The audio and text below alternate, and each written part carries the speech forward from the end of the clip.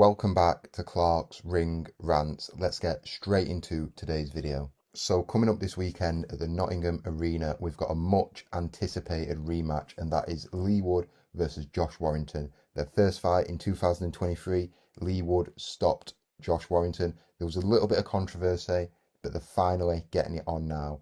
Both fighters coming to the fight with pretty even records. Leigh Wood 28-4, he's been stopped 3 times. Josh Warrington, he's 32-4 and 1 draw. He's been stopped a couple of times as well.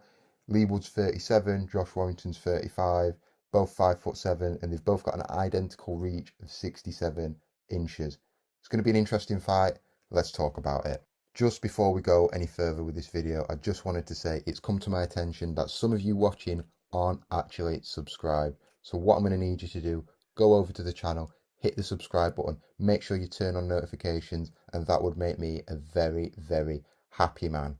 Thank you. Back into the video. So I just want you to cast your minds back to 2023.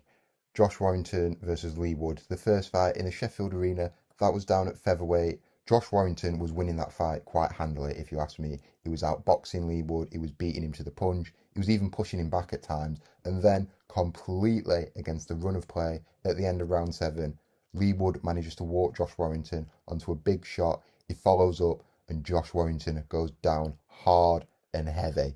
Luckily for him, the bell rings. Luckily for Josh Warrington, he hears this, he stumbles back to his corner, but the ref's following him, waiting to take a count.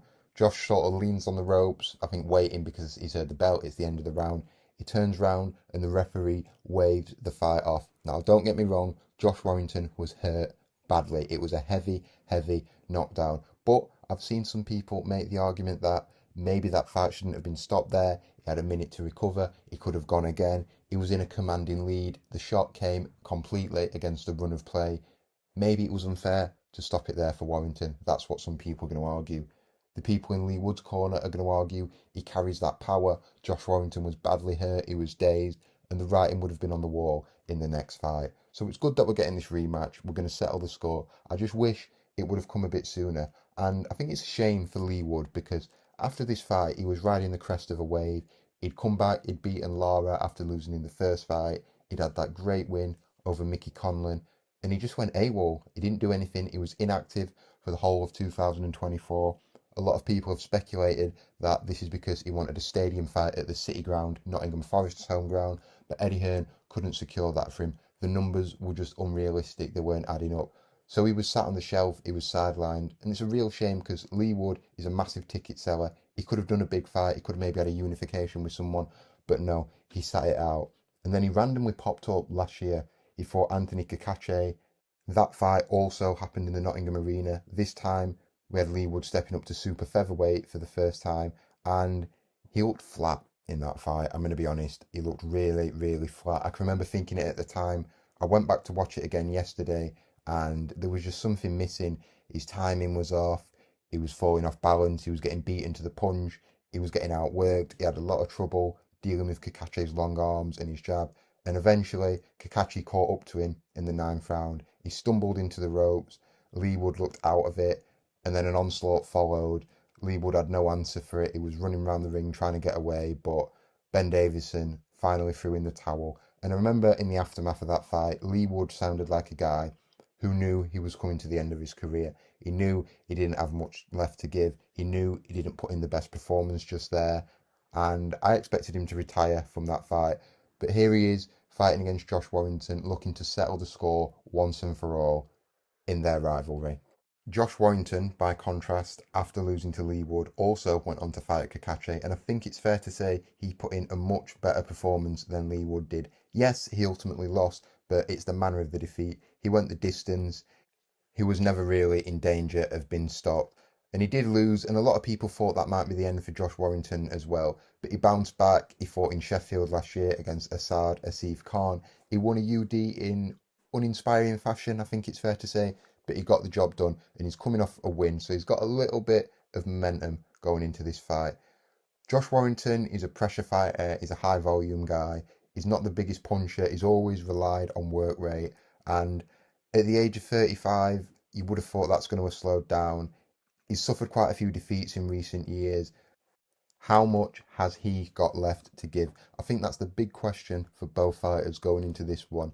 Is it one last hurrah for both men, or is this a fight, a crossroads fight, to manoeuvre themselves back into position for world honours?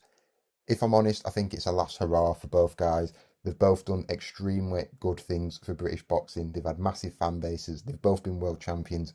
They've had some good nights. They've had some bad nights, but they've bounced back and they've given us some really, really entertaining fights. So I'm just glad they're getting this big payday at the end of their careers.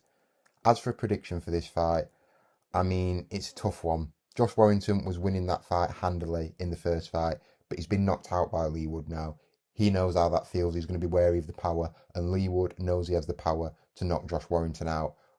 But I think the script is going to be flipped in this fight, and I actually think Josh Warrington is going to level the series up. I feel like he's got a point to prove. He's got some bad feelings about what happened in the first fight. He doesn't think the fight should have been stopped, and I believe he's going to look to right that wrong. If he can make a few adjustments to his game plan, he can win this fight. He's shown in the first fight he's got the skills, he's got the style to outbox Leigh Wood. He's just got to be cautious of walking himself onto something big.